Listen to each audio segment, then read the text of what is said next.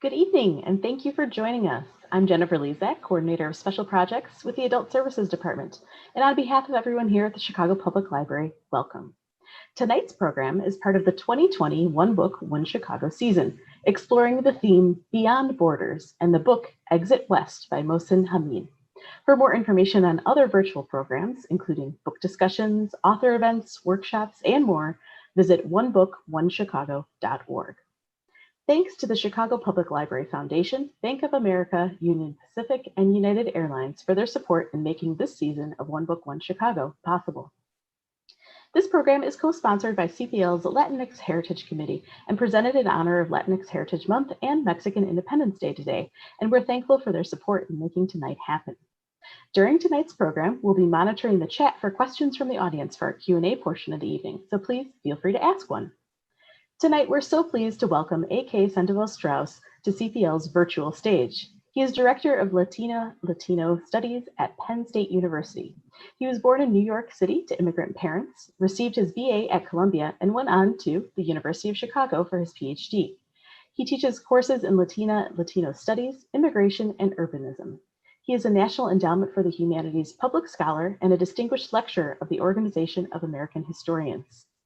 His research has been featured in the Washington Post, the New York Times, the Economist, and many more publications. His first book, Hotel, was awarded the 2008 American Historical Association Pacific Coast Branch Book Prize and was named a Best Book of 2007 by Library Journal. He has received fellowships from the National Endowment for the Humanities, the Andrew W. Mellon Foundation, the New York Historical Society, the Library Company of Philadelphia, the Massachusetts Historical Society, the Huntington Library, and the Harvard Business School. His new book, Barrio America, How Latino Immigrants Saved the American City, tells a story that fits perfectly with this season's theme, Beyond Borders, and especially today as Chicagoans celebrate Mexican heritage. Barrio America describes how migrants and immigrants helped bring urban America back from the brink of abandonment by repopulating city neighborhoods at a time when most people were still leaving. Reviewers have called it enchanting, a welcome narrative for our demoralizing political moment, a thoughtful, provocative, and well-written study of why Hispanics have been and continue to be vital to the health of American cities, and a tour de force historical account. Now it is my great pleasure to welcome A.K. Sandoval-Strausz to CPL. Hi, everybody, and bienvenidos. Thank you all for watching. It's a tremendous pleasure to be delivering a lecture for the Chicago Public Library, in large part because I did so much of my research for the book right there in the Harold Washington Library, so so I'm happy to be virtually with you. Let me begin in the following way by saying, this evening, I want to tell you a story about a neighborhood. Chicago is a city of neighborhoods, and this one has a lot to tell us, not just about the Windy City, but about the history of cities all across America. The neighborhood in question, it's South Lawndale on the far western edge of the West Side, has really been a crossroads for all kinds of people for many years. And indeed, my story involves some real characters. These include the celebrated Chicago writer, Stuart Dybek, a neighborhood real estate agent and community leader named Dick Dolish, the city's most famous mayor, Richard J. Daley, and most importantly, an 8-year-old girl named Guadalupe Hidalgo Ochoa and her family of Mexican Americans and Mexican immigrants. I say most importantly here, because my story involves not just Guadalupe and her familia, but about 75,000 people, a lot like them, and that's just in that neighborhood, right? Citywide in Chicago, we're talking about something like 800,000 people. And nationally, of course, it's in the tens of millions. And indeed, the point here is that the South Lawndale neighborhood, which is, of course, now better known as Little Village, the capital of the Mexican Midwest, is a perfect example of a nationwide phenomenon that I describe in my latest book, Barrio America, How Latino Immigrants Saved the American City. It's the story of a remarkable migration of about 25 million people, Latinos, Latinas, and people from Latin America, who moved to or were born in US cities over about the last 50 years. And they arrived when cities needed them most because their migration began at a time when urban America was in deep distress, really in dire straits. It was losing people, it was shedding jobs, it was confronting fiscal crisis, and it was also looking at a lot of rising crime. And even beyond all these individual factors, just the sense among the broad population and specialists alike that perhaps the era of the big American city had simply come and gone. If I could get the next slide, please. If these migrantes had not come, a lot more American cities would look like those parts of Detroit, Michigan, or Gary, Indiana, or Youngstown, Ohio, that have become sort of sad poster children of urban decay, right? Whose abandoned homes and shuttered factories, their ghostly office buildings and empty classrooms, we now know from books of ruins photography. In short, these migrantes and immigrants from elsewhere in the world, because this was unmistakably a shared achievement, they helped solve one of the biggest problems of the 20th century. That is the urban crisis. Now, immigrants revitalized cities all across America, but to offer a human scale history of what happened, to give you the sort of important micro level developments, I'm going to focus on how it happened in that one Chicago neighborhood. Now, today is, of course, Mexican Independence Day, the 16 de septiembre. So if you're in Chicago, especially in South Lawndale, you may have heard the gritos, right? The shouts of celebration. And in a few minutes, I'll actually be showing you a photograph of what the neighborhood looked like exactly 56 years ago today, when it also celebrated Mexican Independence Day. But let's begin our story long before there were any kind of Latinos of any kind in the area.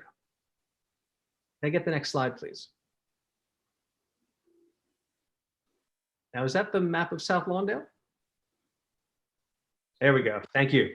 I might be a little ahead of myself. So South Lawndale is located at the edge of the city. It's bounded on the west by the city limits, on the south by the Sanitary and Ship Canal, on the north by Cermak Road, and on the east by the Cook County Jail, the famous one from the musical Chicago. It was long, and if I can get the next slide, it was long a neighborhood of immigrants. First in the late 19th century, it was Germans, then followed as the 19th gave way to the 20th by people from Poland and Bohemia. They found work in nearby factories, places like the McCormick Reaper Works, International Harvester, and Western Electric. And they found inexpensive homes where they could afford to live on a working person's salary. Can I get the next slide, please? But Stuart Dybek made clear in his short story collection, The Coast of Chicago, that by the 1950s, his old neighborhood was long past its prime, as is suggested by that sort of industrial or post-industrial image on the book's cover. He described South Lawndale really as a decaying relic of the industrial age, a place where, as he wrote, people walk past block-length gutted factories, past walls of peeling multicolored doors, hammered up around flooded excavation pits, hung out in half-boarded storefronts of groceries that had shut down when they were still kids, dusty cans stacked on the shelves. And indeed, he was right. I mean, South Lawndale had been on its way down for decades. If you look at the census records, you see that it began to lose population as early as 1920, right? The rest of Chicago kept growing until 1950. So really the urban crisis arrived early in Stuart Dybek's old neighborhood. And again, his stories made clear that by the 1950s, it was in real trouble. Can I get the next slide, please?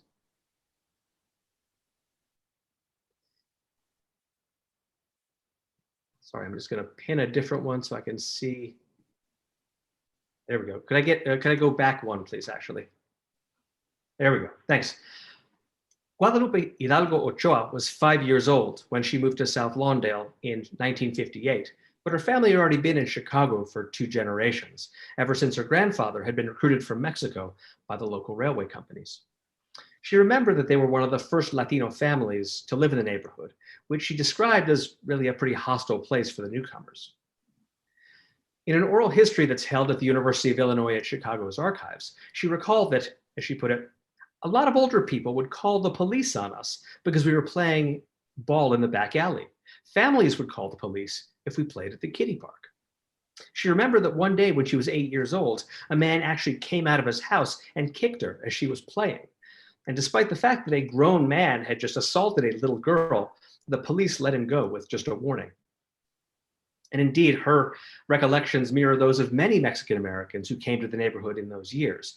They remember that local whites weren't quite sure where they fit, right, in a black or white racial order.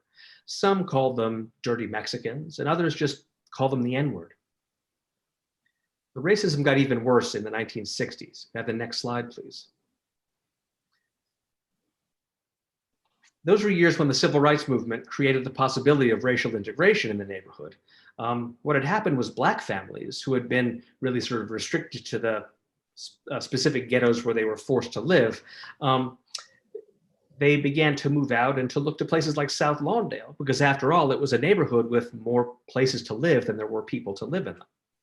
But most white people in the neighborhood feared the racial succession that had just happened across Cermak Road in North Lawndale, and they began to move out much more quickly in a classic case of white flight. Next slide, please.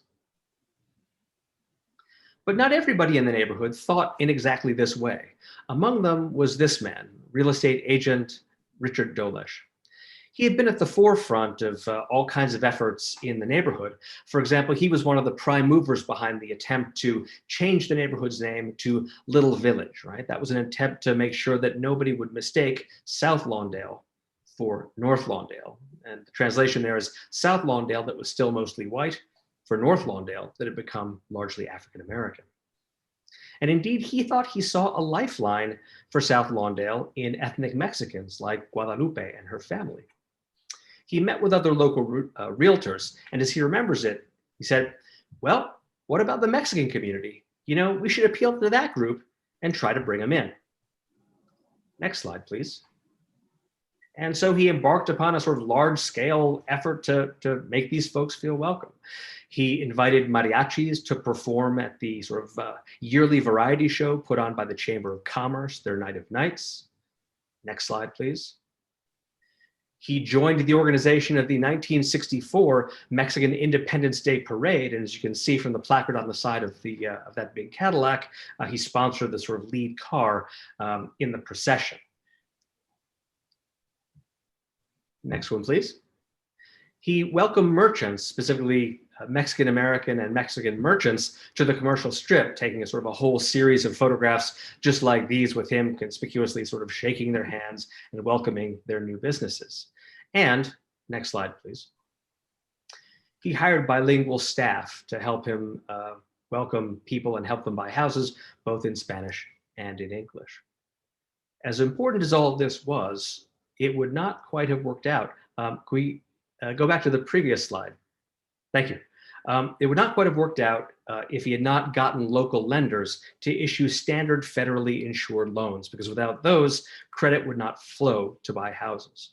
He spent about 2 years trying to persuade people. And then finally, as he remembers it, he said, we finally got John Kuchera from Atlas Federal Savings and Loan and Stanley Dvorak from Guarantee Savings and Loan, the Van Eck brothers from Civic Savings and Loan. Eventually, the best ones were Western Federal, the Novak brothers. They made loans for Mexican people.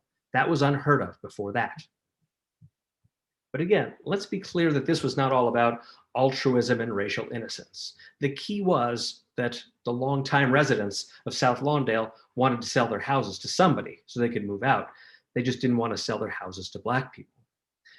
Notably, and this is very important, local lenders did not offer these low-interest, federally insured loans to African-American families who were forced out both into other areas and to contend with a system that just savagely discriminated against them in denying them the kind of credit that so many other people could get.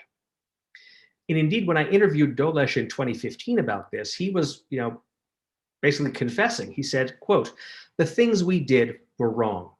I know I violated the law. That was illegal. That was a violation of civil rights in its finest aspect. But at the time, we thought it was a good thing to do. And indeed, the broader plot was to divide the neighborhood in two, with white people in the South and Mexican Americans and other Latinos later on in the North. He said, we'll only sell to them up to 23rd Street. That was going to be the line of division. So Dolish and his cohorts were essentially making the newcomers an offer, right? He was saying to them, well, maybe you're not exactly white, but you can still be accepted in this neighborhood. Next slide, please. I should say this was also an effort to get Mexican Americans and the Puerto Ricans who moved in somewhat later to support the daily machine that ran City Hall, right? After all, the Dolish family knew the mayor personally, and Richard's father, Andrew Dolish, got a photo op like this one whenever Daley visited South Lawndale. Andrew Dolish is the gentleman to Daley's left, to your right on the photo. And indeed, this was, classic Chicago machine politics. In the same way that Mayor Daley had cultivated Polish and Czech voters, he was now trying to court the Hispanic vote.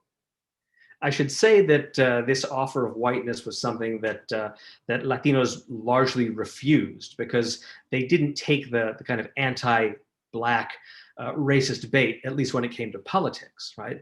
Most Mexican-American and Puerto Rican voters joined together with Black voters to buck the Daley machine, and in 1983 put Harold Washington into the mayor's office. That's, of course, another story we don't have time for, but just to give you a sense of in what ways that did and in what ways that didn't work out for that sort of attempt to make the Mexicans and Mexican Americans part of a white-dominated political coalition.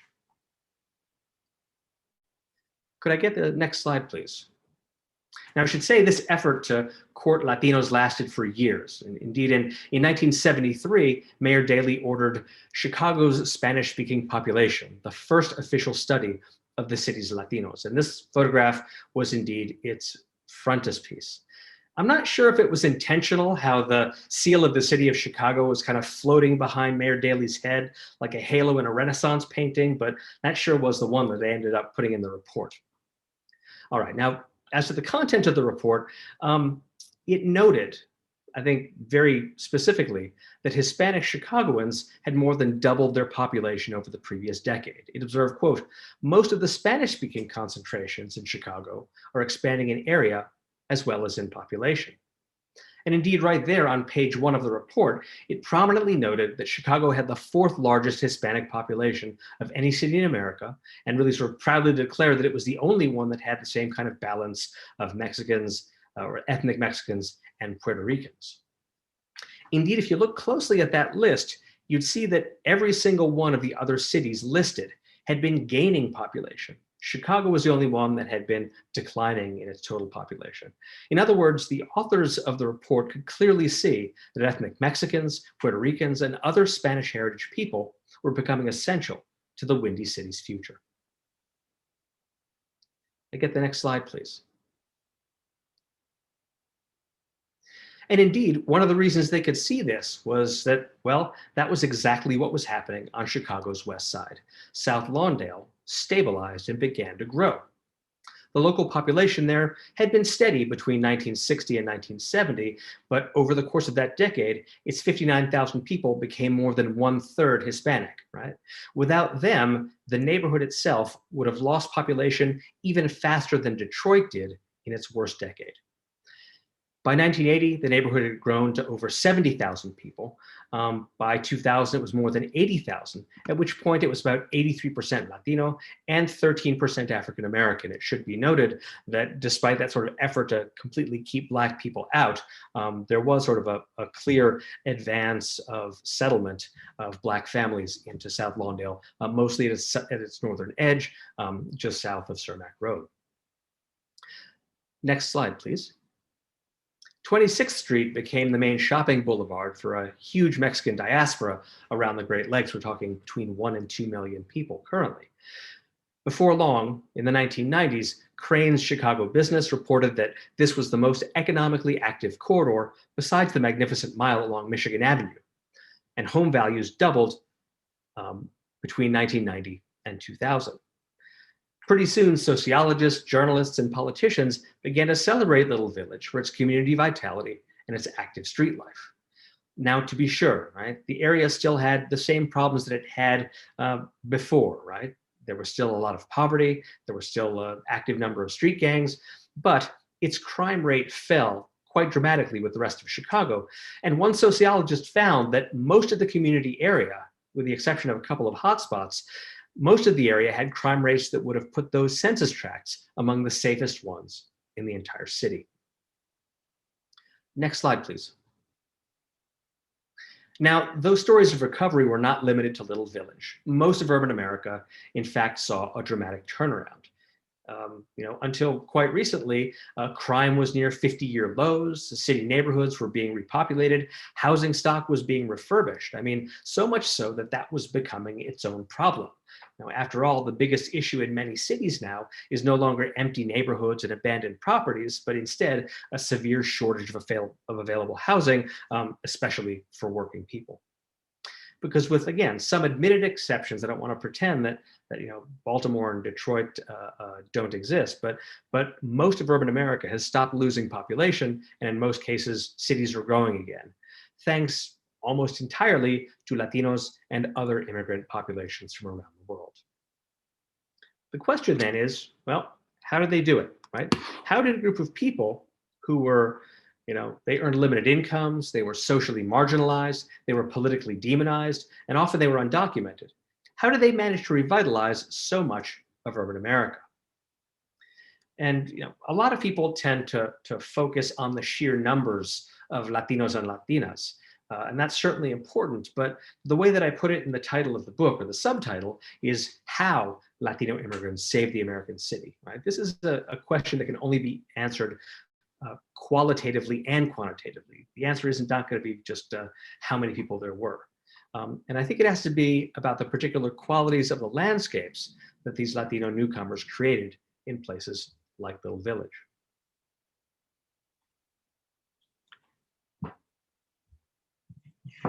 Sorry about that. So again, many people have focused on the sheer number of Latinos, but I think this question has more complex answers. And I want to focus again on the way that landscapes are created by these newcomers. Now I want to talk about three landscapes in particular. The first is the landscape of business. The second is the landscape of transportation. And the third is the landscape of home. I'm going to suggest that each one of these was in fact a transplanted Latin American urban form. In other words, Latino immigrants brought special spatial practices and adapted them to use in American cities. Could I get the next slide, please? So if you think about the business landscape of Latino America, you have to think carefully about what it was like, again, before the arrival of about 25 million new people over 50 years. And so let's set the Wayback Machine just a bit further and go to the next slide. One of the trends in the post-war decades were that a lot of stores were closing in city centers and reopening in suburban malls. Now, this was a move that wasn't just bad for urban business people. It also depleted municipal tax bases and just sort of emptied out street life and made it dull in a way that it hadn't been for some time. But then, next slide, please. When Latino immigrants arrived, they were able to revive local commerce because their ways of doing business perfectly fit the existing architecture, for example, of 26th Street, Little Village's main commercial artery. These were streets that were lined with small storefronts, right? In the 1950s, the scale of these buildings and the scale of business matched pretty well, right? That this was an era of small independent shops, small independent offices. But with the rise of the suburbs, retailers increasingly wanted to build on big lots so they could construct huge stores surrounded by just acres and acres of parking. As a result, smaller neighborhood lots that were just 20 or 30 feet wide were not viable under this new suburbanized business model, which is why all of those mom and pop stores were going out of business in the 1960s and 1970s. They're being replaced by shopping centers and what became big box stores. The thing is, things work differently in Latin America and in Latino America. Can I get the next slide, please? South of the Rio Grande and throughout the rest of the hemisphere, the scale of retailing had remained small, with people running their own businesses. Supermarkets, for example, did not really catch on there until the 1990s. And as a result, there were entire sort of categories of store that had mostly disappeared from the United States, right? Things like independent butcher shops, independent fruit stores, that were alive and well in Latin America as carnicerias and fruterias. So in places like Little Village, pictured here, Latino small businesses managed to thrive in precisely those years when English-speaking shopkeepers, whether they were black or white, right, were going out of business faster than ever before. So again, how did they do it? Sure, they worked hard, but so did business people from many different backgrounds. they had particular advantages that, again, did not apply to English-speaking storekeepers in this era. The first key factor was precisely language, right? Stores run by migrantes enjoyed very high customer loyalty because the newcomers preferred to do business in their native language, right? And with people from their hometowns, or at least their home states. If you're going to the doctor, or if you're going to the bank, you want to be 100% sure you're not misunderstood. And so that led to just enormous customer loyalty. I should say the second factor was competition. The big retailers were slow to realize the potential of the Latino market, and they didn't really catch on until the late 80s. And so that sort of relentless cost cutting they did that had driven so many English-speaking small business owners out of business were much less of a problem for Hispanic businesses.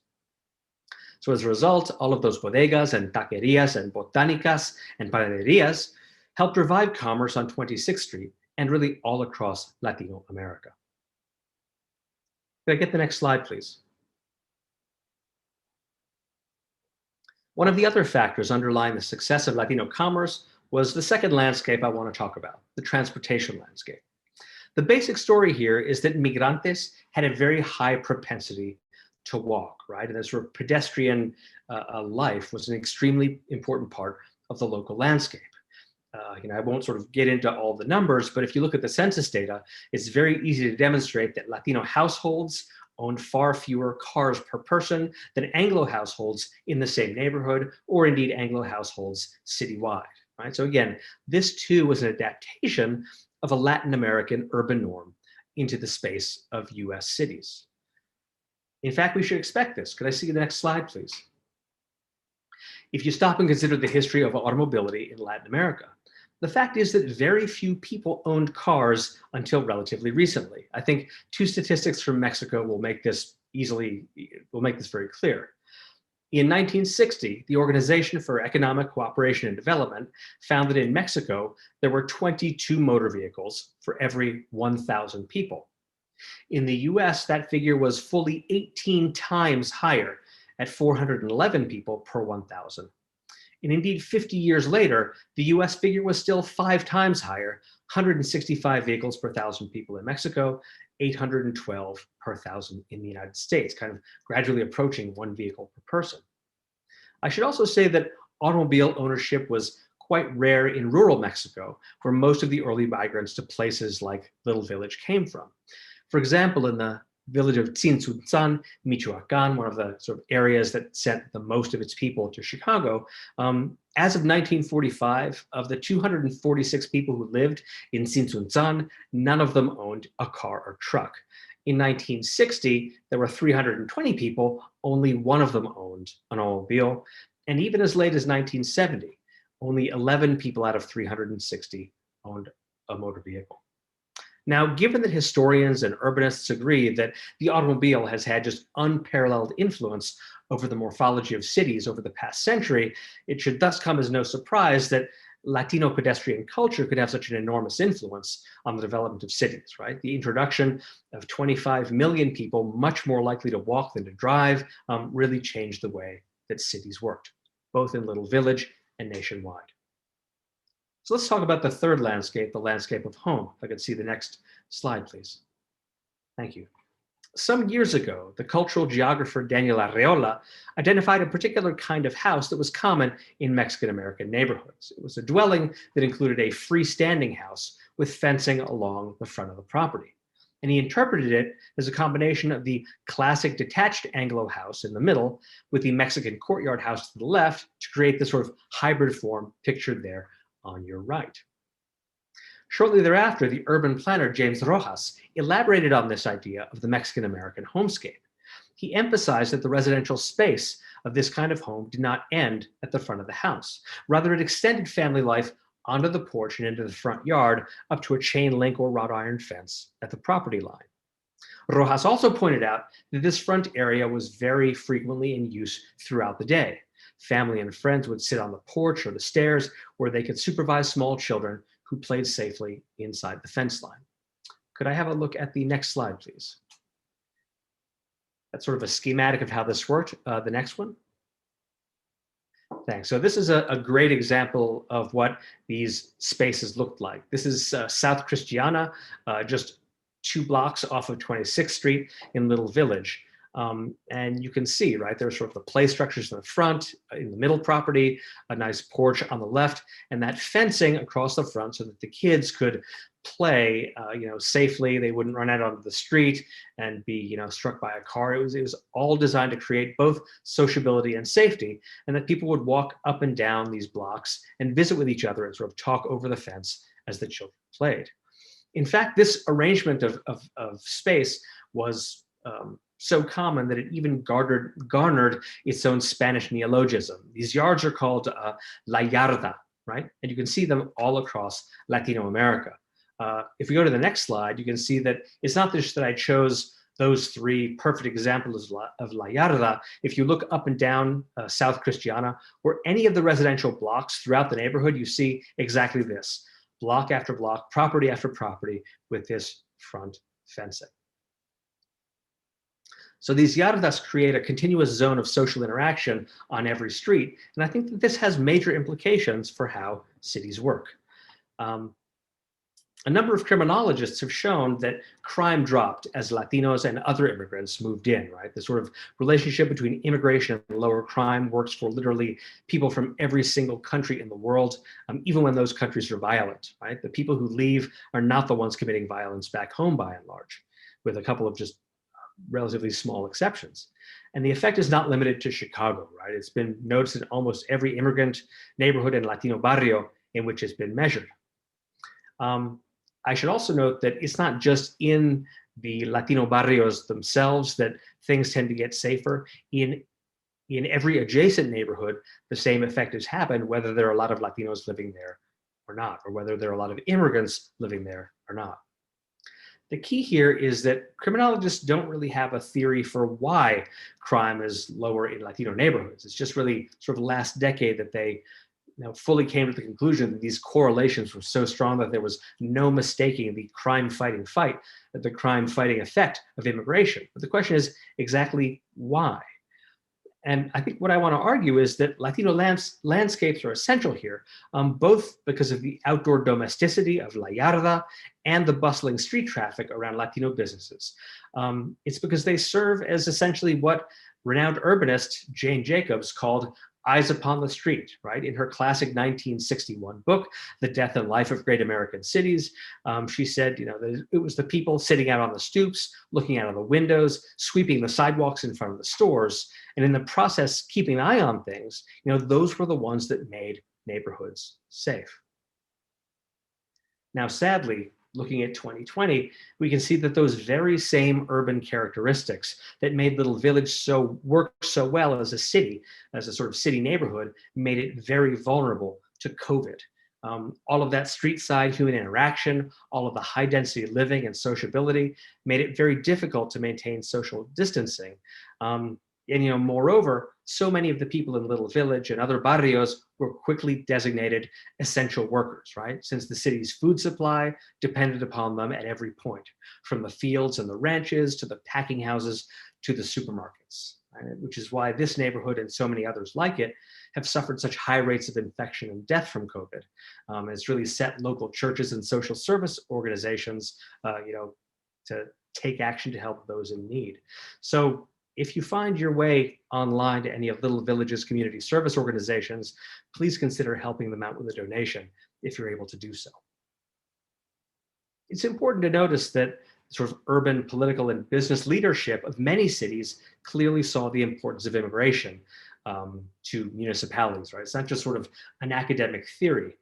They organized quite aggressively to attract newcomers. Could I see the next slide, please? The one after that. Thank you. They organized very aggressively to attract newcomers, especially after the 2010 census showed that many cities depended upon immigrants to sustain their populations and to sustain their workforces. So Detroit, for example, took the lead and launched a development initiative called Global Detroit, right? And their mission statement says outright that, quote, immigration has proven by far to be the best American strategy to combat population loss. A few years later, they joined with municipal officials from across the nation's industrial heartland to establish, next slide please, the Welcoming Economies Global Network, whose motto is leading Rust Belt immigrant innovation, right? And there are about 24 affiliates across the region in this organization. So you can see that, the folks who are the ones most concerned with the fate of cities in America that have really set up and taken notice of the essential role of immigration in restoring viability to cities. Now, I should say that these city leaders are not alone in seeing the benefit of immigration to cities. Urban professionals have also increasingly looked to Latino urban spaces in their ongoing quest to find neighborhoods with quote unquote character and authenticity, right? In numerous places, urban professionals paid barrios their highest compliment by gentrifying them, right? So this is familiar to people living in San Francisco's Mission District, Los Angeles's Boyle Heights, New York City's Washington Heights, and of course, Pilsen in Chicago, right? You can go to the next image, where this illustration of Casa Aztlán, its decades-old mural having been painted over overnight by a real estate company that bought the buildings. It's sort of a tragedy for the landscape of the city. These were sort of universally prized, and these new owners just thought, well, we have to destroy them. They don't quite fit in. So let me conclude. Next slide, please. With a very brief story that I think sums up where we find ourselves in the broader history of the city, again, as exemplified by Chicago. A few years ago, a Mexican immigrant to Chicago named Jose Luis Arroyo described an incident that summed up, this sort of key aspect of US metropolitan history. He told the following story. He says, this young Anglo guy comes along and he says, "Hola, ¿cómo estás?" He was speaking Spanish and everything. He said, I say to him, "Fine, thanks. What can I do for you?" He says, "Well, this is my father's house and I want to buy it." I tell him, "Well, it's not for sale." He says, "But I like it here. I was born here in this neighborhood." And so I ask him, "Well, why did you leave then?" He says, "I don't know why my father moved out. He just moved out." Arroyo then explains. He says, "But we as Latinos think these Americans left because they thought we were going to destroy their neighborhood. These young people's parents got scared and moved away, and they took their children with them. And then these children grew up and became professionals and came back to visit the barrio. And now they want to move back." Thank you so much for joining me. I'm happy to take any questions that you may have. Thank you so much. It was really wonderful. We do have some questions that have come in, so I'll just start with the first one. Somebody asked, is this story something that has happened in other cities in the same way, or is Chicago unique? This is definitely a thing that has happened elsewhere. The book covers mainly Chicago and a neighborhood called Oak Cliff in Dallas. But if you look at, let's say, Berry Square in Hartford, if you look at the Lake Street District in Minneapolis, if you look at everything west of I-25 in Denver, if you look at the entire greater Miami metropolitan area, if you look at all of Southern California, there is virtually no city that's been untouched by this. I mean, even Detroit, which I have described as a sort of poster child of urban decay, one of the only places that is actually gaining population in Detroit is Mexican Town. We have another question that says, the state of Illinois and Chicago are facing a declining population now with people moving out and away. Do you see any similar opportunities or situations for newcomers, as you write about historically happening or potentially happening in the future? Yeah, absolutely. I mean, I think what you've pointed out about Illinois is 100% true. And that really reflects the situation of all of America. Right? For some years now, our birth rate of native-born people has been much too low to actually sustain our population. We are quite simply running out of people among the American-born. I should say that this is not just an American problem. If you look at Russia, if you look at Germany, if you look at Italy, if you look at Japan, they all have the same kind of problem to a varying degrees. Birth rates are below the 2.01 kids per family that are required to keep things going. And for about 10 years now, the only thing that has sustained America's population is the arrival of immigrants and those first generation people and their kids having just enough children to keep our population almost exactly stable. So despite all the hysteria about, oh, all of these newcomers are coming and, you know, flooding America, again, America was in big demographic trouble before these big migrations. And really, if we want to maintain everything from our social programs like Social Security to our workforce to our military, the only way to do it is through accepting immigrants, which is why it's very fortunate that the United States has the world's by far largest population of the foreign born at about 45 million people. Somebody picked up on the fact that you studied at University of Chicago, and so they're asking, you spent time in Chicago. What were some of your favorite places in immigrant neighborhoods? Well, I mean, the place that I most often went was not Little Village, because that was a bit harder to get to from Hyde Park. But if you got on the bus and went directly west from Hyde Park, right, sort of in your mind that this is sort of an African-American area, and it is for a while, but after about 10 minutes on the bus, you get into Chicago Lawn, which had by then become, this was the mid-1990s, a very heavily Mexican neighborhood. So there were panaderias and taquerias, and my friend Eduardo Contreras, who was you know, another student at the University of Chicago, who is now an immigration historian at Hunter College. His book just won a prize, a book about actually Latinos in San Francisco. He and I would go out and, you know, have our tacos, and we would sometimes go and teach English to recent immigrants. So it was sort of that Chicago Lawn area directly to the west. I certainly got out to Little Village because I was advising a lot of Latino and Latina undergraduates, including, you know, Miss Little Village 1997, I think. And so we would all go there and visit their families' restaurants. I mean, again, Chicago is now about 30% Latino, you know, divided among Mexicans, Puerto Ricans, and quite a few Central Americans. So like a third of the city is kind of my favorite place to go. There's so many restaurants, I can't name them all, and I probably can't on a public library feed, right? You can. I can. I'm still not gonna, because leaving people out. But again, like literally any taqueria where you go in and you see actual like Mexicans making tacos, it's gonna be good. Everything. We have another question asking, why don't we say that Little Village gentrified in the 1970s and 80s? It seems the word gentrification only applies when white people come into a community. Yeah, that's exactly correct, right? Gentrification is not always explicitly a racial category, but it does usually mean higher income white people.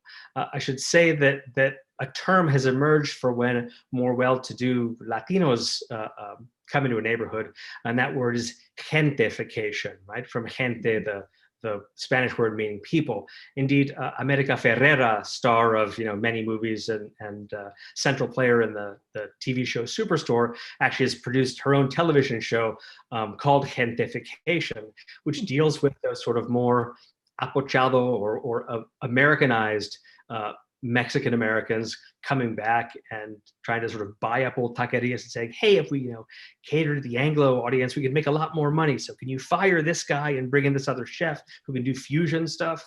So that's a tension that is usually interpreted as a sort of a ethno-racial tension, but it can happen even within a single ethnic community. We have another audience member asking, what role did the Catholic Church play in the development of these communities? A huge role, and you should read Deborah Cantor's new book, Chicago Católico, if you want to know all the details. But available at the Chicago Public Library for checkout. Yes, indeed. It's a fantastic book, and really it was one of the places where old immigrants and new immigrants kind of became interlaced socially. If we sort of go back to Stuart Dybek, he has this great story in which the local parish in South Lawndale, he says the priests there could say mass in 5 languages. I think it was Latin, Polish, Czech, I think Ukrainian, and Spanish, right? So he's sort of noticing that as early as the 1950s, and he has some characters that are like sort of half Mexican, half Polish altar boys. And the church is sort of a place of both figurative and literal refuge a lot of the time. So in the 1980s, when American sort of supported civil wars in Central America were driving huge numbers of refugees to the US. And the US government then tried to deport some of them back to Central America, where they would be killed by death squads. It was in Catholic churches that they often took refuge, in sort of a major movement in the 1980s. More recently, obviously, as immigration enforcement has ramped up, it has often been Catholic officials, like to use the example of Cardinal Mahoney in Los Angeles, who said, when the Sensenbrenner bill was almost passed in 2006, he said, "I will order my priests to disobey, and they will be arrested if they have to be, because this is not the way that we're supposed to, be." It's a beautiful, beautiful speech where he sort of recalls the places in the Bible and the book of Matthew, and then in the book of Leviticus, where there's sort of explicit statements that you must welcome the foreigner.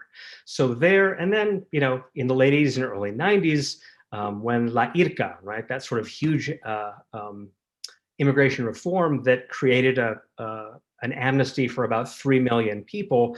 It was often in Catholic churches that there were community organizations that helped everybody fill out the paperwork to make sure that they could get to stay in the US, because you had to apply within 1 year. And so in the other neighborhood that I look at, in Oak Cliff, you had the local parishes with huge lines of people snaking around the block so that everyone could get their documents in order and get to stay here. Wow. And then we have a question that says, it seems like some of the things that these immigrants did, like being mostly pedestrians, designing homes to be friendly for walkers, not having that many cars, are the types of things that we all should be doing now from an environmentalist perspective. Do you have any thoughts on that? Yeah, and here I call upon the work of others, right? There's a fellow named Michael Mendez, who very specifically says Latino urbanism should be the future for all urbanism, right? These are good ideas, and one of the criticisms of new urbanism is often that, well, this is an urbanism designed by rich people for rich people. It's not really going to work for the masses. And here you have Mendez, you have James Rojas, who's been saying this as well, saying, no, we already have already existing forms of urbanism for the masses and working class people that we should all be imitating. So really, I think it's both a part of urban revitalization and a part of planning sustainably for the future, that these are solutions for urban problems that work in all kinds of ways. Great. Well, I think that is it for all of our questions today, but I just want to thank you. Oh, wait, we have one more.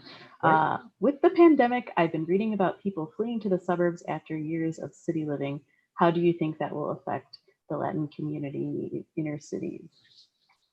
Well, I mean, I think we should first recognize that since about 2000, here I'm drawing upon the work of the demographer Audrey Singer, since about 2000, as many Latin American immigrants have immigrated directly to the suburbs as have immigrated directly to American cities. So even before COVID, there were equal number of people arriving from the region into metropolitan America. I guess we'll see what happens. The sort of the future is as Yogi Berra said, it's hard to make predictions, especially about the future.